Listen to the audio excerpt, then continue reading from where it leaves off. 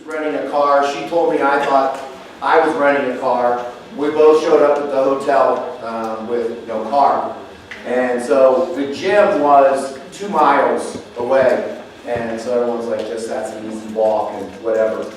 And so the first day we started walking to the gym, a car pulled up and this guy rolls down his window and he says, hey, are you guys here for the Poliquin seminar? Hop in. And it was Jance. And so we got to know him. Adrian and I both got to know Jance that weekend and shared some meals together, shared some time together.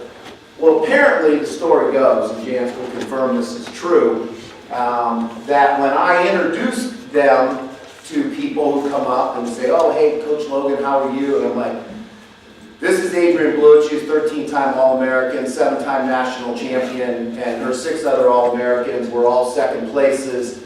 And, oh yeah, this is just Jance. And so I didn't know it at the time. There was no disrespect meant. But Jance has told the story on numerous occasions that he took that personally.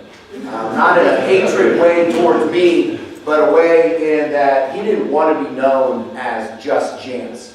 And over the course, if you follow this guy on Instagram through 5 Rings Barbell or on Facebook, you realize this guy is clearly not just Jance. A couple years ago, Dave Tate at Elite FTS said that this is the best young and innovative strength coach in the world. And that's pretty high praise coming from someone like Dave Tate. Jance opened his own gym. He's put himself into a severe debt in terms of opening a gym and starting to get money coming in, but then taking that money and saying, but I want to get this certification, I want to go to this seminar, I want to go to China, I want to go to Russia. He brought Boris Shako to the United States. He came and interned with Louis Simmons. He came and interned 3 days with me. He's interned with Dr. Serrano, and he's spent huge amounts of money. But his travels, and Jance was coming to our seminar. He was not a speaker. And then Ryan tore his pec, and he said, I'm not going to be able to talk, because I'm going to be on all kinds of painkillers, and I don't want to go up there and I still want to do that. And so I asked Jance, I said, Jance, you're coming anyways, can you talk?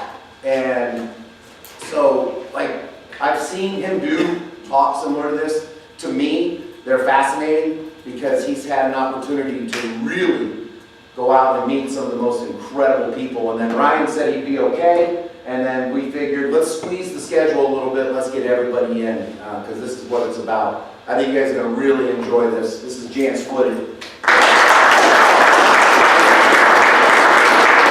Thanks, Jeff, for the intro. So genius was explained to me in a really cool way a long time ago. Genius is being able to connect 2 points that nobody else previously has been able to connect. So the story that went along with it to me was how the guy supposedly invented TV or something like TV. I never really researched it because it sounded very good and I didn't want to ruin it if it was not true. But it was like this guy in a field of wheat, and he thought to himself, what if every piece of wheat received an independent signal, and when you looked at it from above, it looked like a picture. And so that was like TV. Again, don't fact check me, don't ruin it for me, it sounds good. Anyway, so that's what I try to do. You know, he talks about my travels. I try to collect as many dots as I can in hopes of connecting them in the future, going forward, in a meaningful way that nobody's ever connected them before. But unfortunately for me, my brain acts like a toddler with a paintbrush standing 20 feet away, throwing huge swings at this board of dots. So I have to collect a whole bunch of dots, whereas somebody else could just take a protractor and a line and connect the two. I have to collect lots and lots of dots in hopes that my brain connects 2 of them someday. So yeah, I do try to travel quite a bit. To give you some perspective, though, about what you're going to be hearing here. So Judd wanted me to come and talk about, what did I learn going to Russia twice and to China, okay, and some other travels. Well, I want to let you know that every time I travel, every time I go somewhere, I go with the perspective of wanting to be a very good coach. All right, I never go to these things wanting to, learn something to set a PR and a lift for myself. I'm not going as an athlete. I'm not trying to, find a winning edge for myself. I always try to absorb the information as somebody who is going to then reteach this information to my clients, to my athletes later in a meaningful way. All right, so take that as a piece of context when we go through this presentation.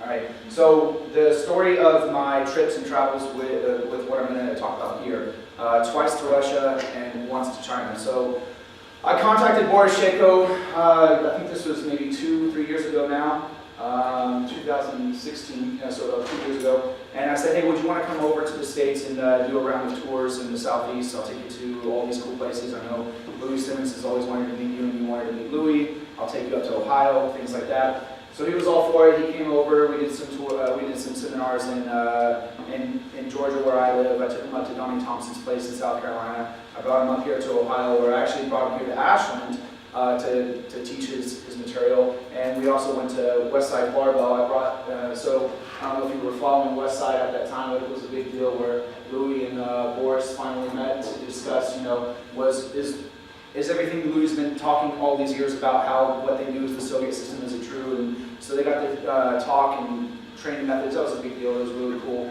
And again, I'm just sitting there as a fly on the wall listening to these two coaches talk, trying to gain this information and synthesize it in a meaningful way that I can make it work for my clients later on in the future. So when Boris left after this round of seminars, I said, hey, how's this sound? Would you train me for a year as your student? And at the end of the year, I will come out to Russia and compete as your student there in Russia. So he was game for it. So the next year, after he left there, I was his student. He trained me for several competitions here in the States, just kind of leading up to it. And then at the end of the year, it culminated in me going out to Russia for 11 days or so, where I competed. But while I was there, I got to meet almost all the superstars, all the Russian superstars in powerlifting. Go to their gyms, meet them.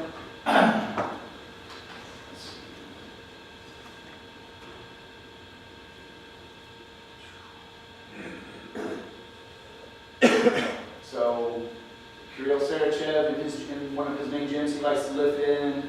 Let's see some more entrances. This is funny. This is the entrance to Andrei Milanichev. This is the entrance to his gym that he trains in like 99% of the time, the MAI gym. It just looks like some basement bunker on the street.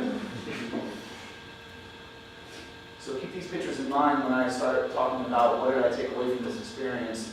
So this is the inside of his Andrei Milanichev's gym, the MAI gym. They took the platform from the Olympics when the Olympics were held in the USSR. I don't even remember what year that was, but they uprooted the entire platform and put it into this gym. Andre. So, okay. So anyways, so I went out to Russia that time. I got to visit everybody, talk training, absorb as much information as I could. And then I competed at, the cool thing was the competition I competed at was the competition that Yuri Melkin broke Ed Cohen's record. I was the only American there. I recorded it, I put it up, and it's like, still my biggest video to get views and whatnot. But it was funny because, the best Russian lifter broke the American Ed Cohen's record, and people were like looking at me, they're like, yeah, what? And I'm like, yeah, I just want to go back home safely, It was huge. The place erupted. It was like a ton of energy. So that was a cool experience for me. Got my picture with Yuri, got to shake his hand and congratulate him. Then, the other trip that we're going to talk about here is my trip to China. Through various networking, I was able to get on board with this is not Moss Strength, so this is not like a trip with Moss Strength. This was a trip of a very few select people. Got to go and train at the Beijing Sports University with a handful of national level athletes, but a lot of the new kids coming up, the teenagers that were graduating from the university that were hopefuls to make the national team as well. Trained there for 2 weeks with them. Again, it was a learning experience on my end, just watching the coaches and how they work with the lifters. And I lifted there as well, the same thing that they did. But that was an incredible experience. If you follow me on Instagram through that, those kids are just unreal.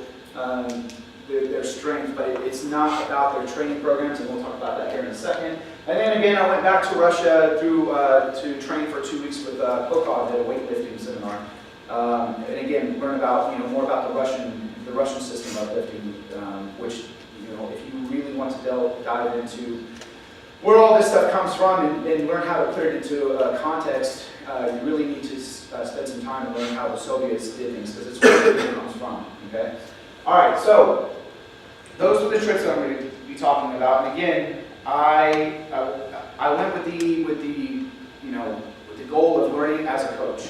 All right. So what's the secret, right? Like, what are they doing differently than what we do? Well, it's not sets, it's not reps, it's not exercises, it's not programs. Okay. And Boris, he's finally just had his book translated, and it's now out. It's available in English. So all the secret sauce that he does, it's in that book, right? But what you're going to get in that book is not the secret to their success. All right, if you buy the new Law Strength Chinese weightlifting book or anything like that on the Chinese system, the secret is not in their exercises, it's not in their sets, it's not in their reps. It's in the environment of the gym. It's in the culture. It's in their country's culture, right? It's in the way that they grow up in their country. Okay, that's the secret to their success.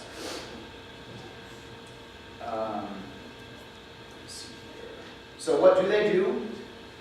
They do a lot less than we do. They do it a lot better. Okay. In fact, funny thing, when I brought Boris to my gym, first thing he said, he looked around and he said, "Americans have too many toys." Right? So lots of things to distract you from what you should be doing. Okay. So going back to this culture, right? So China and Russia very heavily intertwined. Okay, not just in their lifting system, but if you go back in history, they were very close knit. All right. When I went to China, I saw the hammer and sickle like everywhere. And in fact, if you didn't know any better, if you just took a random picture of China with a random picture of the Soviet environment, they look almost identical, right? So they're very heavily intertwined. Good and bad, all right? Let's focus on what it means for coaching, all right? Their culture prides themselves very heavily on how they are presented to the world, okay? So, you here in America, anywhere else in the world, when you think of Russia, you might think of like strong, like gold medal winners, just super hardworking, right? And they purposefully put that image out there for the world to see. But when you go to Russia, it's quite different. It's very, very poor conditions for the most part, okay? It's a very gilded image that they put out. China as well, right? Very hardworking, very laborious, perfection, right? When you watch them lift in Olympic lifting, just perfection, absolute perfection, right? But it comes from this culture that, if you think about the Cold War, right? It was America versus Russia. Their country needs to be better than other countries. And this filters all the way down into the weight room, okay? So very heavy national pride in their display. When they go step up on the world stage in powerlifting or in weightlifting, right? Those athletes feel the weight of, of their country on their shoulders. They want to look good for their culture, for their country. Not that we don't here at that elite level, but the culture here is more about raw power, right? Push, push, push. So as I said earlier, they do a lot less, but a lot better. They focus on the basics over and over and over and over. Now, I talked about this when I took Boris around for seminars here in the country. You would hear about the Bulgarian system, right, and how people cannot recreate the Bulgarian system today because it was the environment. You even hear the same thing with like Westside Barbell. You can't train Westside unless you're at Westside. And there's a lot of truth to that.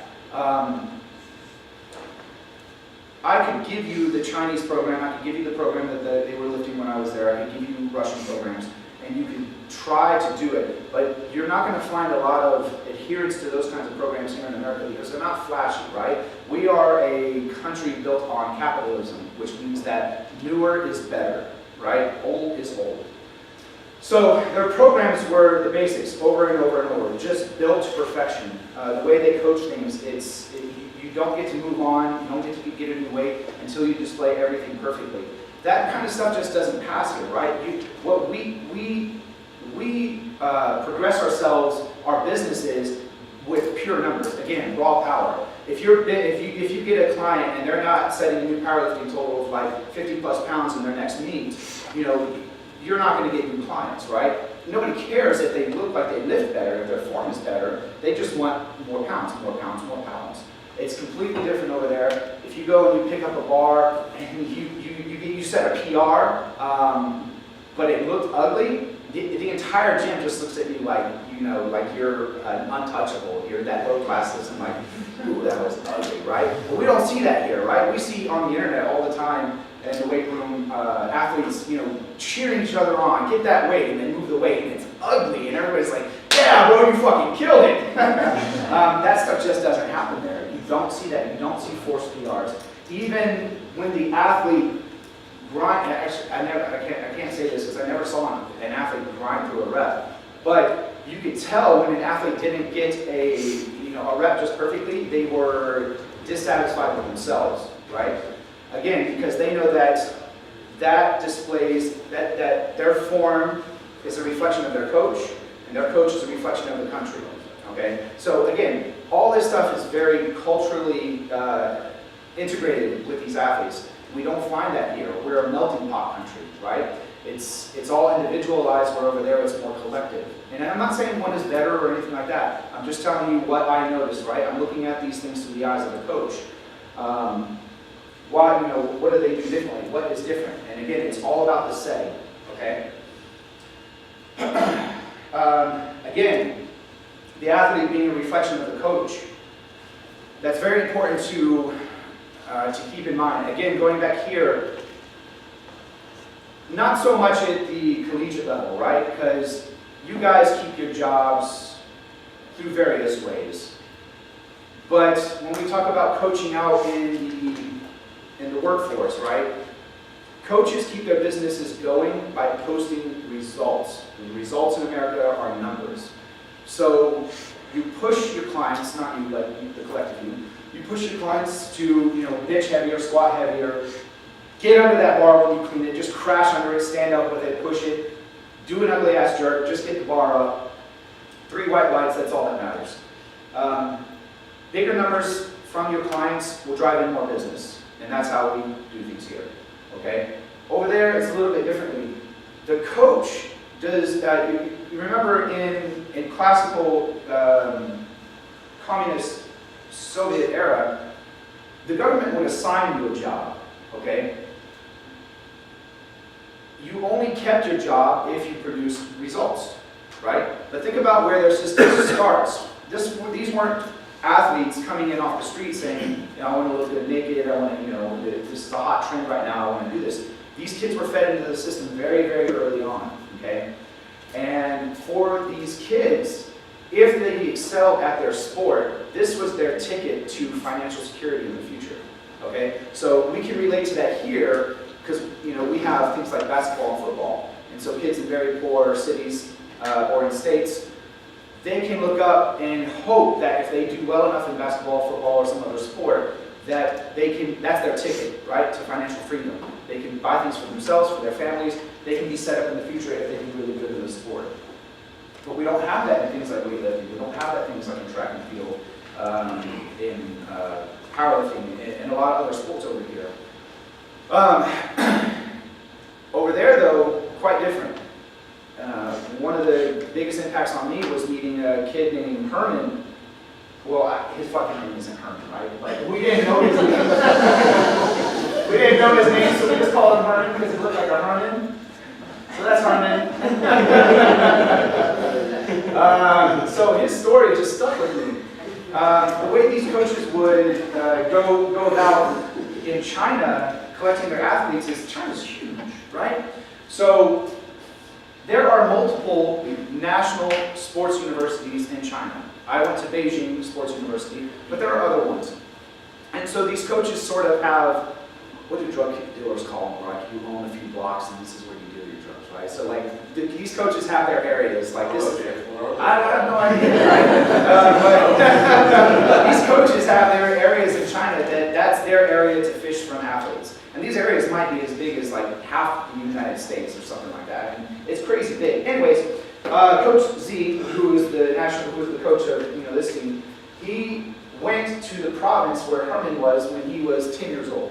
And Herman was like just this 10-year-old kid with gigantic legs for a 10-year-old, jumping and running and sprinting everywhere. And coach was like, I want that kid. He's got those qualities. So these Chinese coaches, they have these qualities that they fish for, a lot like we do in the NFL Combine, right? For football players. But what happened was Coach Z went to Herman's parents and said, listen, I will provide Herman with a potential future, free education. He has the chance to have financial security, and if he does that, he'll be sending money back home to you. Herman, as a 10-year-old boy, had to make the decision to leave his family and his home and start living at school in Beijing. Now, I don't know how far away it was, but he's not home anymore, right? So we don't have those kinds of situations here where coaches are scouting football players at 10 years old and say, hey, come leave your family, stay with me at the university, right? It's just not that serious here. We have rules and regulations also, because I'm sure that we would be scouting 7-year-old kids if we could.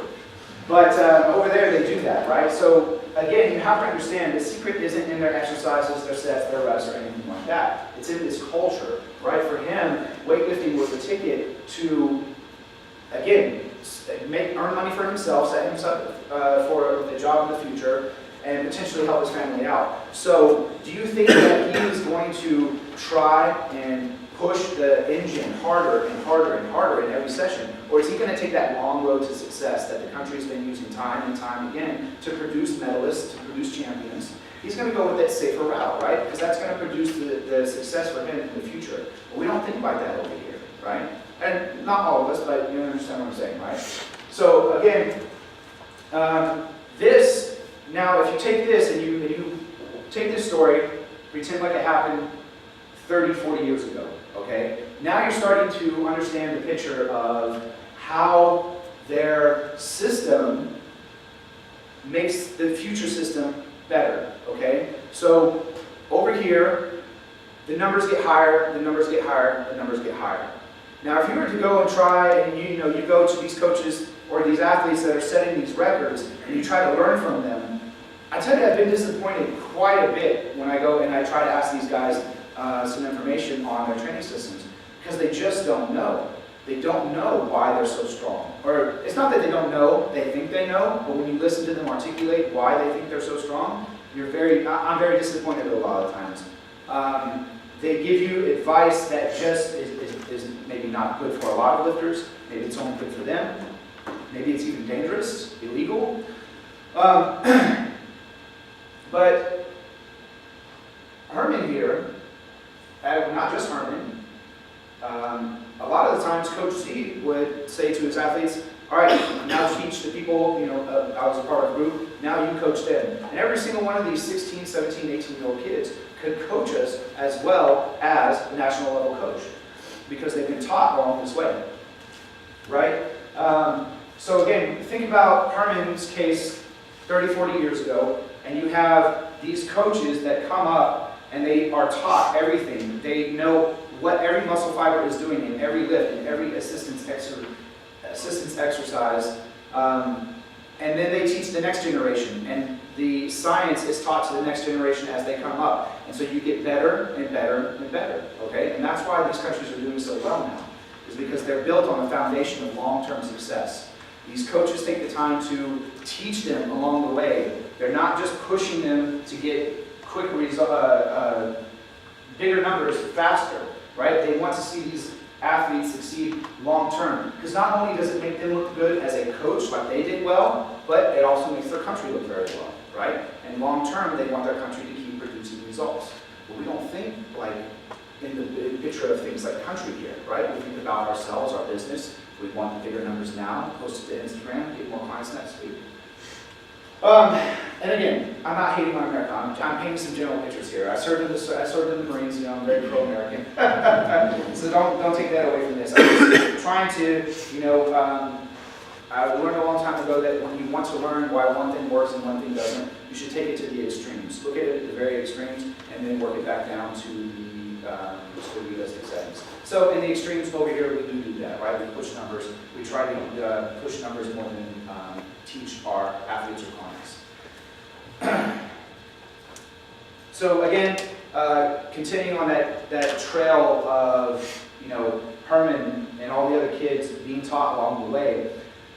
In China, you're only allowed to coach weightlifting at the national level in these universities if you yourself have won at the national level. So I was being taught, and they are being taught by Olympic gold medalists, silver medalists, bronze medalists, national first place winners in Olympic weightlifting. That standard of quality is key as well, right, to their success. They are not using systems that have not been proven, okay? Again, they use systems that are proven to produce results very long-term, very safely, and very assuredly.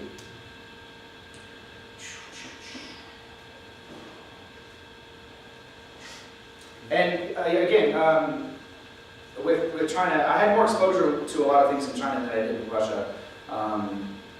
But I know that they correlate very well together. The other cool thing is that even though, Herman and all the other kids, they had majors that they were studying in, because they were athletes, the university also required them to take a lot of the courses that you would only take if you were an exercise science major here in America. Right? So these kids are learning about their majors, but they're also learning, again, what is their body doing as an athlete? What are their muscles doing? What do they need for recovery? How do you train? How do you coach the future kids? How do you coach, take better care of yourself? And I don't think that that's done over here. I've never heard of that. So again, they're not just being taught how to lift big weights, but they're being taught why they're lifting big weights and how to get other people to lift big weights. That's a very, very cool concept to me, because here we get athletes very strong, right? And coaching or opening a gym seems to be an afterthought for a lot of top-level athletes. They get to the top of their game, it's time for them to exit the competitive era of their life, and they go, well, what do I do now? Maybe I'll open a gym. So it's sort of like a hindsight afterthought for a lot of people, and a lot of times it doesn't pan out, and so you see like these national world-level athletes, working some dead-end jobs eventually because they were not taught why they got so good. They have nothing at the end to show for it. This isn't the case for a lot of people. A lot of people do take it upon themselves to learn the science of training in sport. Megan, I know you're doing a really good job with that, and so you're finding out now. But if you think about if you were taught this stuff starting at 13, 14 years old, where you would be now versus trying to cram it all in at the last few years of university, right? So again, this is part of their secret to their success. I want you to understand it's not sexy, right? But this is tried. This is proven. This is solid. They are they're. Shit, lost my train of thought. The athletes here, they reach such a high level, and they have nothing to do with it if they don't have a successful business model. And a lot of times, you might even see people ditching their, what worked for them to get them at such a high level, and just feeding it. And now you got like a gold medal. Maybe this is a extreme case, but now you got like a gold medalist teaching Zumba class or something like that, right? It's a sad picture to see, but again, you don't see that over there, right? These guys now, they're offered jobs by universities and other places, paying very good salaries, because they know that these athletes are not just strong, but they're very knowledgeable as well. So, I went over there, I saw all of this. What does that mean? This is a culture that you can cultivate in your gym or with your athletes, okay? This isn't something that you can go, oh, that's just Russia and China, I can't do that here, what would me? No, you can cultivate this kind of culture here, and you can make a difference going forward. So what I have started doing since these trips is that I start trying to expect perfection over weight, right? I've created this environment in my gym where my competitive athletes, even my general population clients, when they do a lift and they know it's not good and foreign, they look at me like, sorry, right? They're not happy that they got that weight, they're disappointed in themselves for not remembering the cues, for not remembering the proper technique. That's part of it. You should be a coach that in the training room, when you look at an athlete performing the lift, that bar should feel 10 to 20 pounds heavier to that athlete.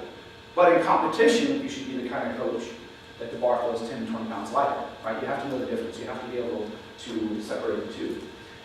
So that's been a really big thing for me. I've seen it pay off. It's not just in the intimidation factor. That's not what I was looking for. I was looking for results with that kind of gym culture in mind, and I've seen it pay off. I have young kids that I train. They're in high school and they play football, and every season they come back to me for training. I hear the same thing. Coach keeps using me as the example for how to squat, how to bench press, how to push press. The kids that I train are used as the shining examples. The coach even but gets them teaching the other kids in the weight room how to do exercises. These kids are like 10, 13, 15 years old, and these coaches are using them instead of their assistant coaches as demonstrations for exercises. Okay, I have an 11-year-old kid that can explain to you accommodating resistance. So you can make these changes with yourselves as coaches, right? You can cultivate this Russian, this Chinese, this system, right? And if you cultivate that, if you expect nothing less than perfection, you're going to be teaching them along the way, right? Because if you want perfection, you have to know how to perfectly explain it, right? So again, my kids can explain to you some very high-level training theories and systems, but that's because I take the time out to teach. I take the time out to teach them why they're doing what they're doing. And before I went to my 2-week training camp with Klokov, I was getting really burnt out on explaining these things to my clients. I thought that they were listening to me, badger them about their squats and all these other exercises, and I'm just like, no, that's not good, that's not good, that's not good. And I was assuming that they were getting tired of it, and I was wrong, right? But what happened was when I went to Russia for the 2 weeks with Klokov, I was asking people, because there were people that this was their 3rd or 4th time coming to a training camp with Klokov, and I'm like, there are other lifters out there, why are you not learning from other lifters? And they go, he pays so much attention to detail and expects nothing less than perfection. I feel like I improve so much when he's watching me. And it clicked, I'm like, holy shit, these people are paying for critique, right? So I brought that back with me to my gym with my athletes, and I hopped right back on that train. That's not good. You need to be doing it like this. Your body should be feeling this in your body. And I got praises for that from my clients, from my athletes. I love it. For my football players, that they also get weight training at school, they come to me, they're like, nobody ever says this stuff. Nobody ever makes me do it right like this. I feel it so differently here. So again, expect perfection. Don't shy away from demanding it from your athletes. Take the time to teach it. Set them up for long-term success.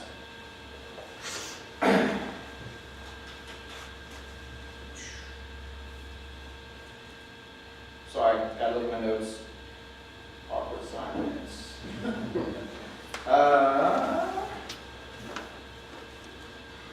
Reteach the basics. That was a really cool thing.